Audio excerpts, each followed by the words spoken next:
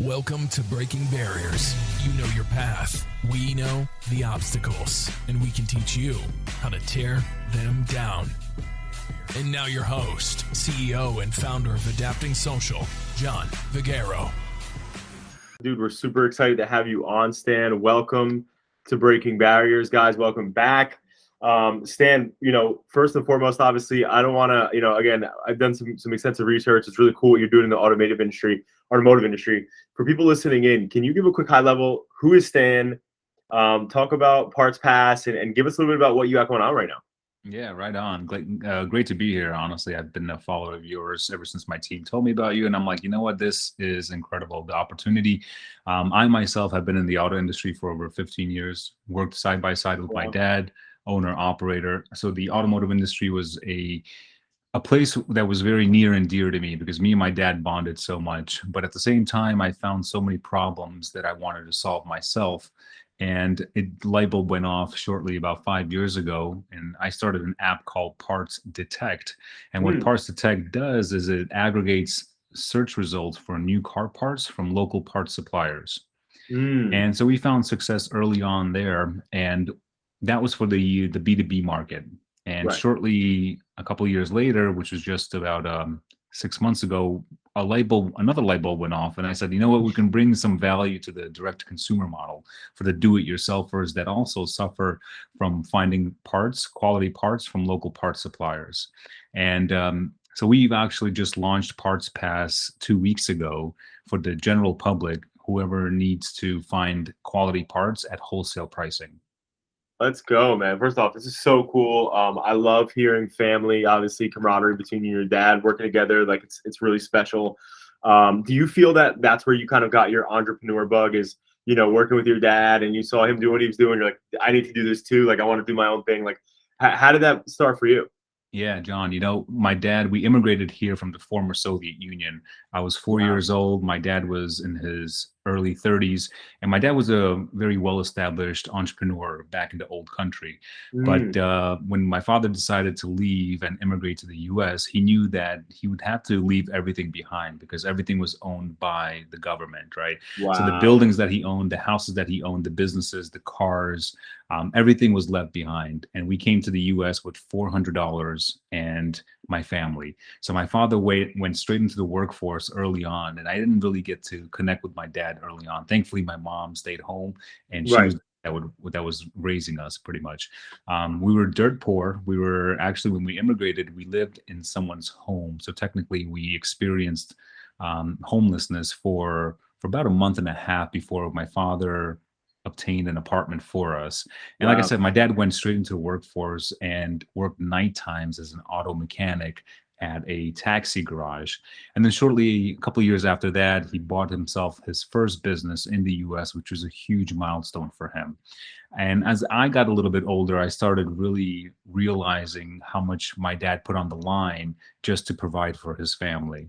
And it really just put a dent in my life, and I knew that I couldn't let him go out there on his own and keep providing. I knew that I had to do something. Plus, me and my dad, we have a really good relationship. And watching him go through the struggles on a daily basis, it really built up that entrepreneurial mindset in myself, that strong work ethic that is nowadays a little hard to find, right? It is. That's for sure. Exactly. Yeah. A lot of people are just like throwing up their hands and just walking away because it just doesn't fit. But for me, it's just more like showing up and, like I always say, leaving my emotions at the door. It's not about me. It's about the service. It's about making a living and making people's lives that much better. Dude, that's so fire. And honestly, my hat's off to your pops for making moves, coming to this country or nothing. It's such a testament to a true, like, number one, entrepreneur, but number two, somebody who, like, I think part of the characteristics of an entrepreneur are a lot of things that would, by conventional and normal means, and for people who are just normally, thinking, you run away from things that are not in your comfort zone in most cases, right? We're typically, the human viscerally is a comfort, creature, right? So when you leave everything that you have and you're pretty established and you're successful already, and now you leave everything behind, right? Like, which is like, see you later, and then come to the country with, were you the only child at that time, or were there multiple kids? I have an older sister who's 3 years older. Okay, so two kids Two into a kids, brand new country. right? Did he even speak the language? Didn't speak the language, not a lick of Wow, English. Yeah, a completely dude. different world, different Dude, culture. when you think about the stuff that our parents, our ancestors had to go through to get us to where we are today, I have the chills right now. Your dad's a legend in my eyes. So my hat's off to him, man. It's awesome. So now it makes total sense why you're a badass, why you're getting after it. But so is there? So I want to ask this real quick though. So I'm going to ask about your father first, and I'll go to you. Yeah. But has there been anything that you witnessed in your father in terms of like, does he have any like habits or routines that he does that like you think set him up for success in business? Like, is he somebody who he wakes up and he has a morning routine or a night routine that you saw growing up that you do? Like, is anything like that that really stuck with you? Yeah, my dad would tell me the stories early on that he was the coolest kid in class because he was the one that had the Levi jeans. And again, during Soviet times, right, communist times, it was illegal to import Levi jeans or Mm, vinyls records. So my dad was very much involved on that side of the world. But again, he put himself on the line just so he can live a good life. mm. And I adapted that into my life. I don't go crazy in any way, shape, or form. I keep it mediocre. I keep it leveled, never pushing myself to the point of exhaustion, but at the same time pushing myself to the limit that I feel like I can handle. And my dad really showed me the ropes. And again, the selflessness that he expressed into the family dynamic really resonated with me, my sister, and my whole family.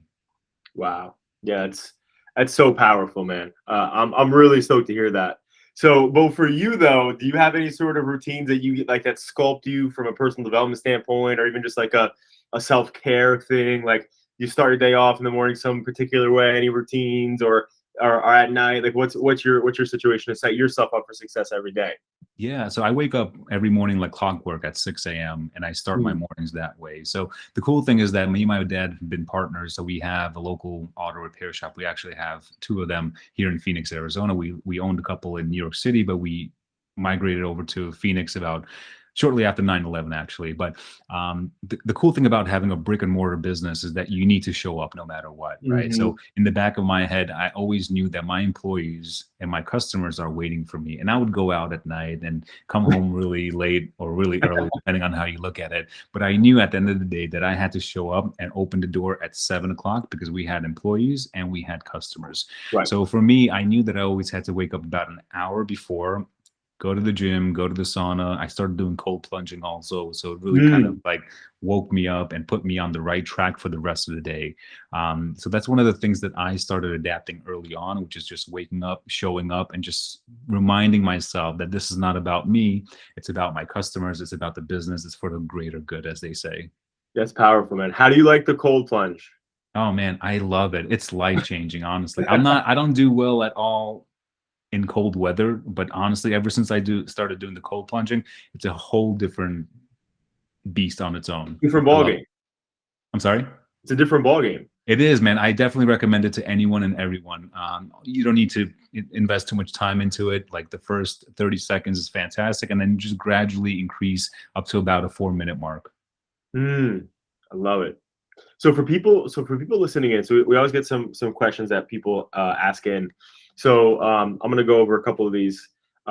So for somebody who wants to, essentially, there's two variations of this question. I'll ask the specific one. If somebody out there is looking to get in, they're interested, they want to get into the automotive business and start their own business, what would you say should be the first few things they should do, and what should they know at the beginning? Yeah, I think the automotive industry is very rewarding, both from the service side and from the actual used car industry.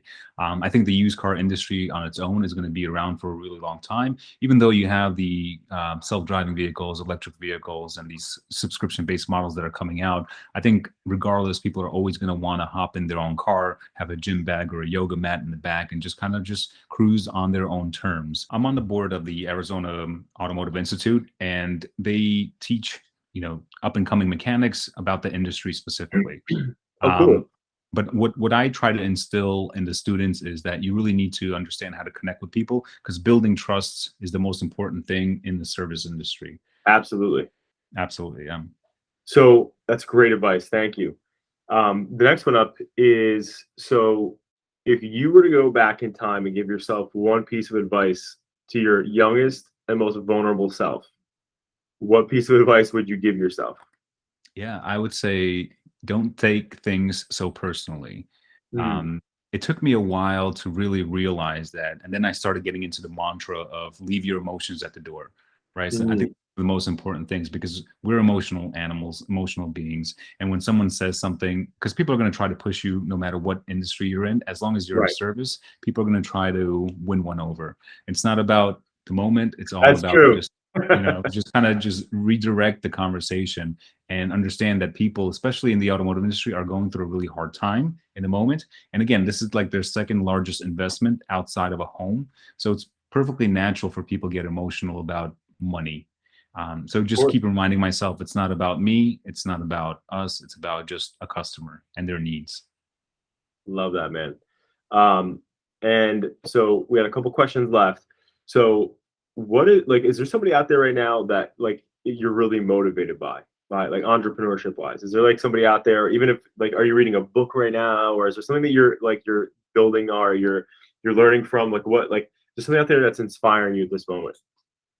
Yeah, well, there's a handful of people that I look to for inspiration and guidance.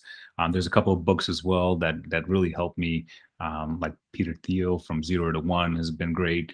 Also, a colleague of mine, John Schultz. He is a man that does everything. He's an attorney. He is an ER a doctor. He's a pilot. He does Really? so many things, and it's just so incredible to watch this person always excel and accelerate. And I think he's in his late 50s, early 60s, but at the same time, it just shows you that nothing can hold you back as long as you want to do it and you have interest in it.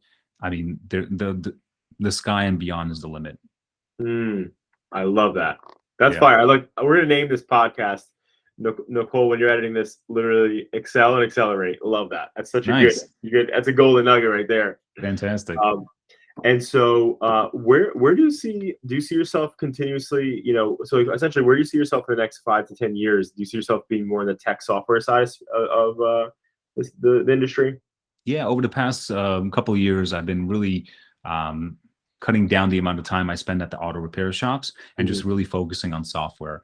As I continue to evolve and the product continues to evolve, we really want to create a shop management system for all automotive repair shops and diesel mechanics and motorcycle repair shops, right? I want to give back to the industry. My goal is to create this shop management system for free that allows people to, again, do invoices, order parts, and everything just from a POS system. Because I Mm, watched my father early on, and these softwares, shop management softwares, excuse me, are really expensive. They're hundreds of thousands of dollars every single month. So in my head, if I can give back, that's something that I want to do, which is create a shop management system and just mm. distribute it for free. That's badass. Let's go. That's Yeah. badass. Yeah. The market is huge, man. We got 335,000 shops in the US, 25,000 shops in Canada. And Oh, wow. again, we really want to make a dent in their universe. And I think we have a really good opportunity here over the next couple of years to go in and go hard. Yeah, I love it. I feel like it's super untapped. Yeah, absolutely. The automotive industry as a whole is very much untapped. It's because there's so many moving parts there. But again, my team is very passionate about solving problems through software, specifically for the automotive industry. So that's awesome. That's really awesome, Stan. All right, so now we're down to the last two questions, right? Cool. So we have a super difficult question, and then we have a kind of mild question. Which one do you want first? Bring on the hard stuff. Okay, let's go. I love it. I love it. Entrepreneurship. That's the answer. So legacy. Typically, we like to look at it obviously from like where we are today, where your feet are today, and slash to where you want to be and who you want to be when you leave this planet, right? So the one thing I like to do is I like to kind of reverse engineer that thought process and just kind of like do an exercise, right? So it's kind of an exercise, right? So knowing who you are, obviously it seems like you're a pretty structured dude. You know what you're doing. So would you say right now you know what you want your legacy to be? Yeah, I think as we evolve, we change as Mhm. people, and our Mhm. wants and needs change as well. But I think the legacy Yeah. there that I would want to leave is pretty much consistent throughout the past Okay. 10 years. So that's good. So it's pretty good. But I do agree that the target moves a little bit every now and again. Right. So again, I like to reverse engineer this process and look at the one thing that's going to surpass you, children, family, friends, anything on the planet, and that's your gravestone, right? So if you were to write that today, based on that, who you've known and what your legacy you feel like has been for the past 10 years and want to be, what would you write?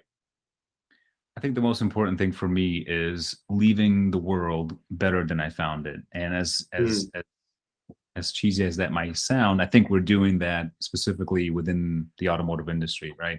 Just yeah. because I've impacted, the hundreds of thousands of users that we have on our first product, which is Parts Detect. Uh, I've made their lives so much easier. I've saved them so many countless hours and so much money that I've already started that voyage of leaving a legacy. And now we're doing a second version or a different version, Parts Pass, for the general public. And even more so, we're creating an easier way and helping alleviate that bottleneck for people. As I continue to evolve and grow, again, my mindset is like, how can I better something? How can I leave this place better than I found it? And then teach that legacy or teach those values to my kids and to my family members, and just kind of hopefully let it trickle down on its own. Yeah, I love that. I think it's a testament, though, based on what you said earlier. It's consistent with what you said earlier about, wanting to give back to the automotive industry and give a free software to help people, right, with their POS. And so that's really awesome, Stan. Um, I love how fast you were able to answer that too. Yeah, so that's So the hard part, man. Knock it out. that's the come on, you made that was a cakewalk for you, Stan. All right, so the last one we have here comes down to really just so when I was first starting the business, I was young. I was like 17 years old when I first started my first business, Adapting Social. And one of the things that I did because I was young, and didn't know better, I was just like trying to find a quote or an adage that really would resonate with me through that I could carry with me through hard times and just like think about and have that mentality. So that quote for me, what I found again, I was 17. I printed it out. I put it above my bedroom. I was on my ceiling. And so when I woke up, I saw it in the morning, and then I had it in my bathroom where I brush my teeth every morning when I looked in the mirror. Nice. And so I like to ask people, if there's a quote that they have that like is maybe did something like that for them, or if there's a quote that you just really resonate, even if it's a Stan original or a Stan OG, right? Has there been anything like that for you? Yeah, I think so many great quotes out there, but I find myself again building a company and having that startup. There's a lot of times where you just want to throw your hands up and say, I'm done. I'd rather take the easy route and just do something that's more consistent. Right. But what the quote that really helps me move forward is a quote that I heard, and it's "This too shall pass." Hmm. And this too shall pass can be both in a good way and a bad way, in a sense, right? The Totally. good way is that when I don't want to curse, but when things are going Yeah, you can bad, curse. This when podcast is loaded with fucking curses. all right, when shit hits the fan and you're like, fuck, what do I do next? Like I'm done. The fire is growing. You look at the quote and you're like, you know what? This too shall pass. I'm Yes. okay with it because this is not eternal. This is not forever. And at the same time, when things are going really good and I look at that quote, it allows me to really soak it in, just stop for a moment and be like, you know what, this is going to pass, but I really want to sit here and really absorb it all because I want that good feeling. So that quote really resonates with me both in a good way and a little bit of a not positive way. Yeah. Yeah. No, that's I absolutely love that one. That one's fire, and I think when it's so hard, right? Like I was on a podcast the other day with like a restaurateur, and his motto is really about living simplistically and enjoying the journey. And I think based on what you're saying, this too shall pass. It's good, but I also like for people listening in too. I think it's important that we understand like that's powerful because when you're going through pain, a lot of times like the lessons that you've learned that sculpted you into the person you are today, not all of them were beautiful, right? Some of them were really challenging. Some of them sucked in the moment. Same thing with me, and most people, right, who have done something honorable. And I think that when you're going through it, it's so hard to recognize how important and necessary it is for your journey. And you should be enjoying that part of the journey. And it's not easy to think that way, right? Like, so But this too shall pass is something that helps you see the light at the end of the tunnel while you're in the shit, right? Or while you're in the mud, so which I love that. And I don't know if you ever heard the song, but Van Morrison has a song called Days Like This. And it's pretty similar to what you're saying here. So if you haven't heard it, I would suggest you listen to it, by Van Morrison, Days Like This. But it's like things aren't always going to go your way. But the funny part is the song is about how sometimes there will be days where people aren't busting your chops, where customers aren't pissed off, where your family's not mad at you, or you're all good with your wife or whatever. Like there's gonna be days like that too. So I think it's such a good quote. So thank you for that. Mine was, and still is, live a few years of your life like most people won't, so you can live the rest of your life like most people can't. Nice.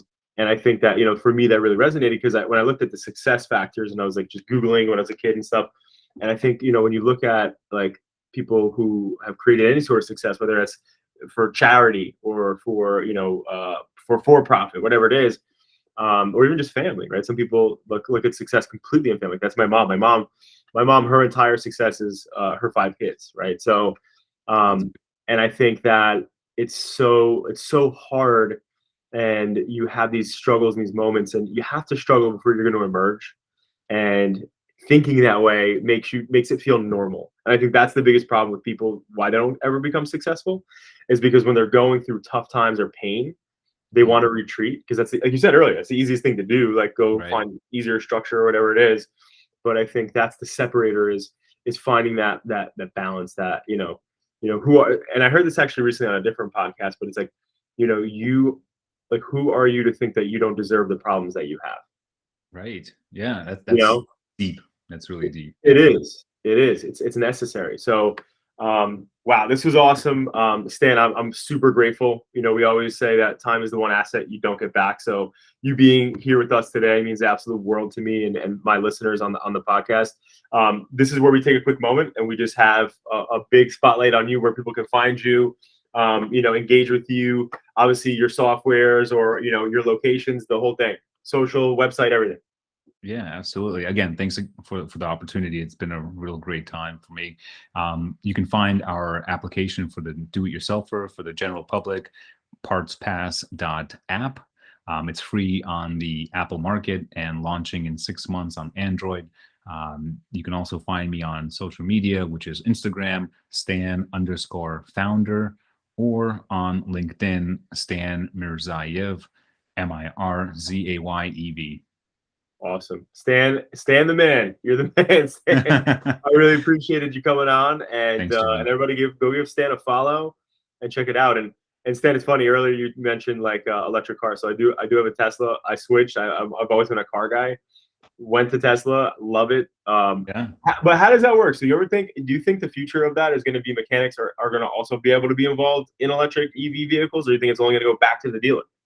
Yeah, I honestly think that if you look at what Elon's goal is with Tesla, is to have people have their own fleets of cars, right? So you can, for example, you come to work and then your Tesla goes out there, makes money for you, comes back, it's time to go home, kind of thing. So the self-driving vehicles are definitely very close, but at the same time, I think that mechanics, first of all, are going to have to either step up to the diagnosis, that the diagnostic machines and the computers, or they're going to really get left behind, because a lot of these new cars, like a Tesla, for example, it doesn't use the fluids, it doesn't have the belts, it doesn't have the brakes, or it has the brakes, but you don't have to change them as often because you have that reverb. Right. So I think that the automotive service industry will definitely be strong over the next, let's say, 8 to 10 years. But shortly after that, they're really going to have to get on that continuing education and really focus on the diagnostics of these vehicles. Yeah, that's listen, it's cool. So you're already thinking about that, right? So it's like now you have a market available, and open for the next couple, at least a decade, right? Realistically, because listen, there's strong opposition. The one thing I will say too, and not to go obviously on a tangent at the end of the podcast, but it's funny because I've been such a big car / SUV or whatever guy, and I never thought I would go EV ever. And I think one of the things though is that like Tesla's infrastructure is like with the superchargers is like amazing, right? But my next door neighbor just got the Ford Lightning, the Ford all electric or whatever, and he was so excited. He saw my Tesla and he was like, "Oh, I can't, I'm gonna be getting this soon." I ordered it, and then fast forward, he gets it, and he's like super excited to go on a trip from Jersey to North Carolina, which is probably roughly about like 13, 14 hours, right? And so he's so excited. He calls me literally on his way back home. He goes, "I'll never do this again." And I'm like, "Why?" I'm like, "Why? What happened?" He was like, "Me and my wife," he said, "we went to," because the EV charging stations are not serviced and maintenance like Tesla. So like a lot of times when you're just an EV and you go anywhere in the US, a lot of times there's a lot of them broken that just never get repaired again. So he had this whole destination in mind with the GPS was taking him to the first EV upon needing it. And he was charging. So aside from that one be broken, he had to find another one, and he had less than 5 miles left on his charge. Jeez. And obviously you can imagine that. And he's like in his like mid to late 60s. So he's not like somebody who's like, "Oh, I'll figure it out." And he finally gets to the Ford dealership, and it took him 8 hours to charge. Wow, dude. Could you imagine? So I don't know because the infrastructure, like for Tesla, it's a little bit different. It still takes a little bit longer. It's like it could be 30 minutes or 15 minutes depending. Sometimes it's an hour if you're on nothing. But dude, a lot of people don't want that. Like, so I don't know. Yeah. A decade still might be around after that, because there's so many people who are in such opposition of that right there. Like all of even people who are just not car people are like, it takes me 5 minutes to go to the gas station, and I'm back on my destination. Well, that's the biggest thing. It's like I tell people you have a primary and a secondary car, right? The primary is the one that you drive within city limits to and back from work. But once you're doing on a road trip, I mean, you need that gas guzzler, unfortunately, just because the convenience factor, right? Elon did a great job and continues to do that with the service stations, with the charging stations. But outside of that, I mean, people are just kind of left on the sideline. Just like your neighbor, for example, 8 hours. I don't know what I would do with myself. What do you do for that? Bro, I would go nuts. I would literally be like, I'm returning this fucking vehicle tomorrow. Yeah. Or he should sell it for 10,000 over. Just like exactly. Right. To the next person. But that's funny. But all right, Stan. I know your time's valuable. Again, thank you so much for being here. Everybody go give Stan a follow. Check out what he's doing. If your car breaks down in Arizona, you call Stan. Download the app. It's free to download, free to use. And again, our parts are name brand parts on Parts Pass. We have next day shipping available. And again, we're about 35% less than our competitors. So you can't. Wow, that's huge. You can't. I mean, we went in there very aggressively with our pricing structure. We want to give the users the best experience. We want to give them the best parts at the best price. And that's what we're doing really well. And we've seen a huge influx in downloads and transactions just over the past 2 weeks. So download Parts Pass. Holla. Boom. Let's go. You heard it here first. All right. Stan the man, you're a legend. I appreciate you, man. And everybody, create a great rest of your day.